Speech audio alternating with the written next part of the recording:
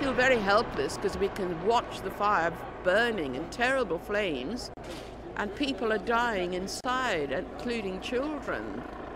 I can pray and comfort people and give them refreshments here, but I can't rescue any of them, and it's horrible, horrible feeling.